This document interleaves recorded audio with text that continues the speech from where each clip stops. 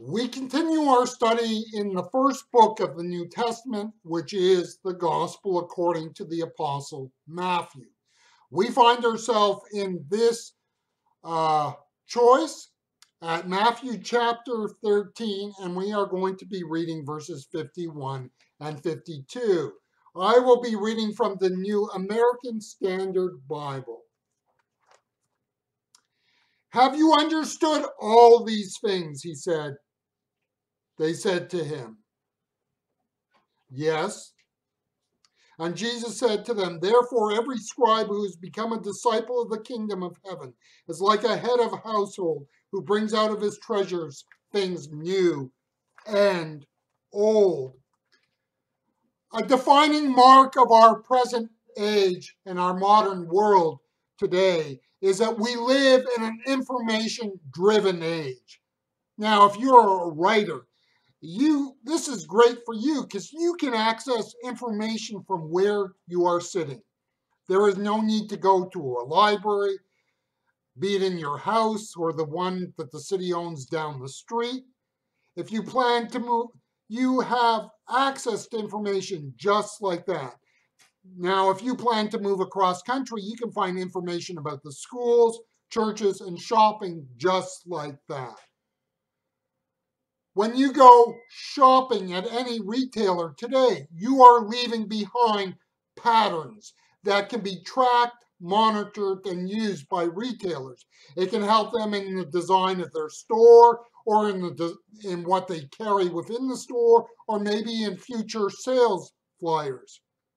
The point is that we live in an age where there is an absolute glut of information, and it is used, tracked, and in an age like this, the danger is that the message of the gospel becomes just more bits of information that needs to be processed and organized. The problem for the church is the gospel cannot be allowed to be reduced to just information. The teaching ministry can be reduced to the impartation of information. On the one hand, you have people coming into the church from an information-saturated world who cannot help but see the church and what it's doing in light of this. Then there are always those well-meaning people in the church who, in every age, feel the key to the church's success is to mimic the world. You see, if we are to teach well in the church, we must address both of these issues at the same time. In verse 52 of Matthew 13, Jesus makes it clear that it's not just enough to bring out what is old. What is old must be made new. You realize that there are still people out there today who make a living off of being an Elvis impersonator. Elvis Presley, of course, was a great American rock and roll singer who died in the 1970s. I'm old enough to remember vaguely his death. You know, people are using that which is old with Presley to make a living. Ooh. Churches can fall into the same trap. We want to hear the gospel as it was presented a generation ago.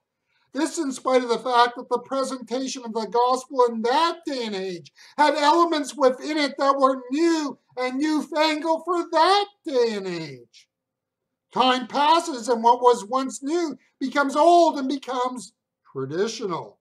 It is a challenge to take the truths of the faith and make them relevant for a new generation of people.